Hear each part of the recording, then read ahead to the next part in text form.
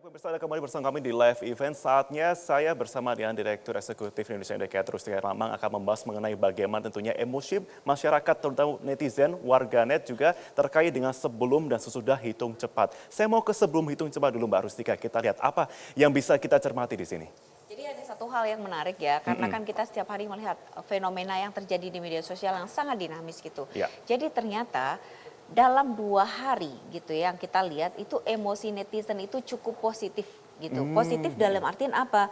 Ternyata kunci di media sosial hari ini tuh adalah dari netizen, dua belah pihak itu masing-masing menjaga diri.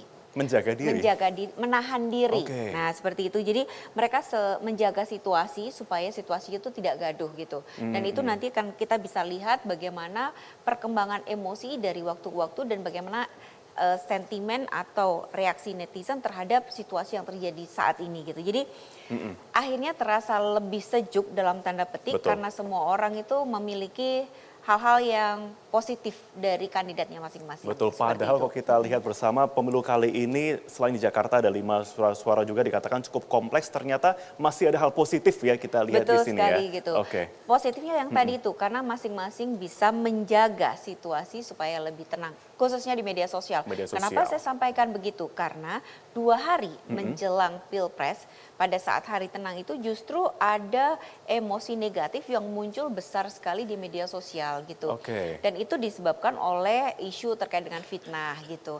Nah, ternyata pada hari H itu situasinya enggak seperti itu. Mungkin kita bisa lihat. Boleh, Ini di sini. adalah situasi yang terjadi pada pagi hingga jam 2 kemarin sebelum pemilihan quick count. Oke. Antara kubu Prabowo dan kubu Jokowi kita lihat bahwa keduanya itu direspons dengan emosi terbesar, trust dan anticipation. Betul. Trustnya adalah bicara soal bagaimana mereka meyakini bahwa kandidat saya menang gitu. Sementara anticipation itu adalah bicara dari jam 7 pagi sampai jam 10 adalah ajakan untuk ke TPS. Dari jam 10 sampai jam 12 siang mereka ada di TPS. Oke. Dan jam 1 siang sampai jam 3 sore tahu nggak apa yang terjadi? Apa itu, Mbak? Mereka pada pamer bahwa mereka sudah nyoblos. Kelingking. Kelingking gitu. Oke. Dan salah satu hal yang menggerakkan adalah mungkin karena ada beberapa seleb yang mereka mengajak untuk tidak golput. Dan salah satu yang menjadi percakapan sampai 14.000 adalah soal Nicholas Saputra. Oh, yang finally upload Akhirnya, selfie. betul sekali. Jadi ada distraction di sana berarti Betul ya. sekali Oke. gitu, dan itu yang menyebabkan situasi di media sosial itu ada warna kuning, jadi joy, mereka seneng gitu karena akhirnya mereka bisa mencoblos dan memberikan hak suaranya gitu. Jadi Betul. kita lihat bahwa emosinya seperti itu. Nah, kenapa kadang-kadang ada emosi yang warna ungu gitu ya, Betul. ada emosi warna Disgust. biru gitu kan, itu adalah berkait sama soal disgust. Karena ada beberapa isu terkait dengan surat suara yang rusak, ada masalah gitu. Jadi mereka kenapa ya? Kemudian mereka mempertanyakan kok ada surat suara yang kurang gitu. Jadi soal logistik yang belum sampai. Nah, itu adalah beberapa isu yang terjadi. Tapi kita lihat bahwa secara keseluruhan mereka happy gitu kan. Ini kalau kita bicara tentang emosi yang terjadi pada saat sebelum pencoblosan, sebelum Penghitungan. penghitungan.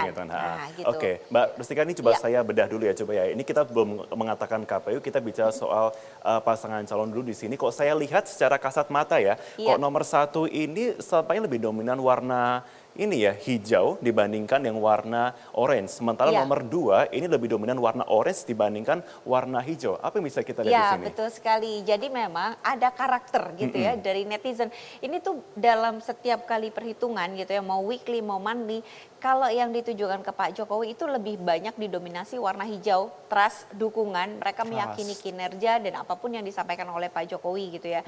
Kalau Pak Prabowo itu lebih banyak didominasi oleh warna orange, anticipation. Karena apa? Netizen itu memberikan harapan besar kepada Pak Prabowo. Oleh karena itu percakapan yang ditujukan kepada Pak Prabowo itu lebih banyak didominasi oleh warna orange tersebut gitu. Orange. Nah, juga kenapa warna orange-nya lebih tinggi misalnya gitu ya, menjelang siang kan di antara dua kubu.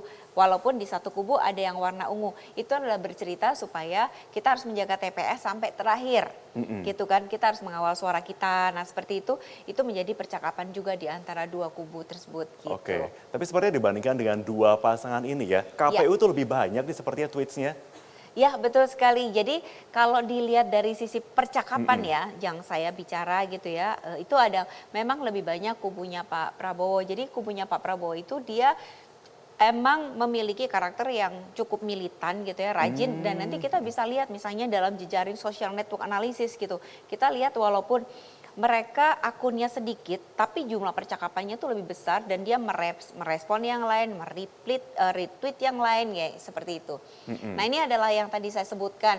Ini adalah jejaring sebelum quick count. Sebelum quick count ya di sini ya. Oke, tanggal Ternyata 17. sebelum quick count itu dari sisi jaringan percakapan itu Jokowi 48,9% ya. Kemudian Prabowo 45,7%. Jadi itu hampir berimbang. Oke, Gitu. betul. Tetapi kita lihat setelah quick count itu situasinya akan berbeda gitu. Nah, jadi sebelum quick count kelihatan bahwa antara dua kubu itu betul-betul saling berimbang gitu kan. Betul. Tapi kalau kita lihat gitu. di sini juga ada perbedaan juga begitu ya, ketika ada perkembangan juga ketika percakapan dari mengenai Prabowo ini cukup tinggi meningkat dibandingkan sebulan sebelumnya dan Iya. ada juga undefined. Ini Ya, apa nih? jadi salah Defined, satu hal yang menggerakkan di media sosial itu adalah media mainstream, termasuk juga tayangan di Metro TV. Itu adalah salah satu yang menggerakkan percakapan gitu.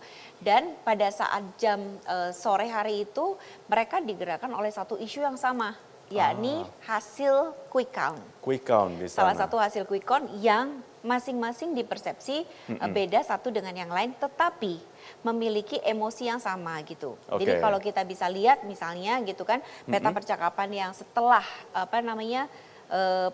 Pilpres, Setelah Pilpres. quick count itu berbeda gitu. Mungkin dilihat dari emosinya dulu kali ya.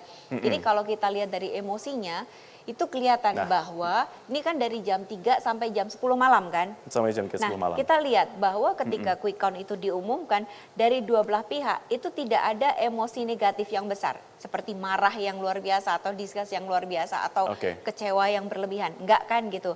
Betul. Kita lihat bahwa dari kubunya Pak Jokowi itu warna joy-nya tinggi kan, warna Betul. kuningnya besar gitu Kuningnya kan besar di sini. karena hasil quick count-nya bagus gitu. Tapi di sisi lain di kubunya Pak Prabowo Sandi itu kenapa juga warna kuningnya besar? Besar Karena waktu awal. Heeh. waktu awal karena mereka juga mengatakan bahwa hasil quick count menurut urutan mereka juga menang gitu. Oke. Jadi dua belah pihak itu masing-masing tidak merespon satu dengan yang lain. Nah, jadi kelihatan di situ. Nah, kemudian kita lihat di kubunya Pak Prabowo habis dari jam 4 itu Betul. kan ada gejolak tuh warnanya hijau. Betul, warna hijau Nah, di situ. Warna hijau itu ditujukan karena mereka mengatakan bahwa kami menang. Berdasarkan data internal kami menang. Nah, gitu. Oke. Dan itu disampaikan oleh Pak Prabowo juga kan. Nah, itu yang membuat netizen itu mereka percaya gitu. Jadi kubunya Pak Prabowo itu mereka adalah orang-orang yang sangat percaya gitu terhadap apa yang disampaikan Pak Prabowo, sehingga ketika Pak Prabowo menyampaikan itu langsung emosinya tuh trust dan disusul tagar The Victory of Prabowo. Nah, seperti itu. Oke. Nah, ini kan terus berlangsung kan gitu. Nah, kemudian apa yang terjadi setelah itu? Menjelang malam hari kita lihat untuk yang Pak Prabowo dulu warnanya orange, tinggi Betul. kan gitu. Emosi hijaunya isinya? mulai turun ya, hijaunya ya. Anticipation karena mereka meminta kita tunggu hasilnya. Oke. Jadi itulah situasi dan kita melihat bahwa ada warna biru yang muda tuh di Pak Prabowo itu adalah menceritakan kenapa hasil TPS kita itu menang tapi di quick count kalah. Kemudian yang warna biru tua itu Biru adalah tua. berita tentang kesedihan gitu. Ternyata kita kalah gitu kan gitu. Nah, kemudian kita lihat kalau emotionnya Pak Jokowi, kubunya Pak Jokowi sebenarnya kita lihat ada satu hal yang menarik loh. Kenapa? Karena kubunya Pak Jokowi itu mereka menahan diri kalau saya lihat di sini ya. Oke. Menahan diri dalam artian mereka tidak mau mengatakan sesuatu yang negatif. Ingin berkata kasar tapi tidak ya seperti itu. Hari ini ada tagar seperti itu kan Oke. gitu. Nah, itu adalah situasi yang terjadi. Jadi mereka nggak mau bikin konflik dan itu yang membuat hal ini menjadi situasinya relatif lebih kondusif. Nah, terus kita lihat ada warna kuning yang besar sekali betul. gitu kan pada jam 7 dan sebelum jam 7 malam. Jadi sekitar jam betul. 6 malam gitu kan sampai malam hari jam 10. Bertahan Apa yang terus. terjadi di situ? Karena Pak Jokowi memberikan statement.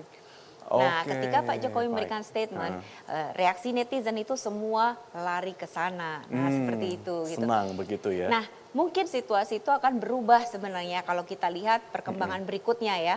Jadi kita mungkin bisa lihat di slide berikutnya Coba kita lihat slide sampai berikutnya. di hari ini misalnya.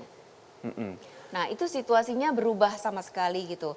Jadi apa yang Oke. terjadi gitu. Lebih terstruktur ya Mbak ya, saya lihatnya ya Betul sepertinya ya, sekali. Kita lihat pergerakannya. kan bahwa yang sentimen negatif itu hampir relatif kecil gitu ya. Karena apa? Karena mereka masing-masing memiliki keyakinan gitu loh bahwa kita tunggu dulu deh gitu. Karena kita Betul. yakin bahwa kita menang dari dua belah pihak tapi tidak saling menghancurkan dalam tanda petik gitu. Tidak saling mengatakan bahwa kamu kita ada apa enggak. Kalaupun ada itu jumlahnya kecil. Itu yang menyebabkan sebenarnya situasi Pilpres kali ini di media sosial itu relatif lebih aman gitu, lebih nyaman karena semua saling menghargai gitu. Dan salah satu isu sebenarnya satu adalah soal quick count. Betul. Yang kedua yang ditanyakan adalah sebenarnya netizen itu memberikan apresiasi kepada Sandiaga Uno dari kemarin malam gitu. Oke. Jadi warna anticipationnya di sana itu sama surprise itu mereka mempertanyakan gitu. Jadi terkait dengan Pak Sandiaga Uno. Jadi kemarin sore itu dan malam itu beberapa netizen anak muda milenial dan influencer dia memberikan appreciate kepada Sandiaga Uno karena dia merasa bahwa Pak Sandi itu adalah seorang politisi yang baik sehingga mungkin kita bisa mempertimbangkan 5 tahun yang akan datang gitu. Oh, Dan bahkan harapan. hingga betul sekali karena dia tidak mau ikut deklarasi kan. Jadi sepertinya influencer dari kubu 01 memberikan apresiasi kepada Sandiaga Uno. Dan isu itu ternyata berkembang hingga pagi ini gitu, bahkan siang ini gitu. Oke. Jadi ada satu tagar yang mencari misteri hilangnya Sandiaga Uno, tetapi sebenarnya itu bicara tentang sesuatu yang lebih positif gitu loh, karena mereka melihat bahwa ini ada sosok Sandi yang belum Baik. memunculkan, nah seperti itu. Oke, saya menarik sekali tadi pembahasan kita Ya. hashtag misteri hilangnya Sandi, tapi kita akan bahas usai Baik. jeda ya Mbak Rustika ya, tetaplah bersama pemirsa di live event Metro TV.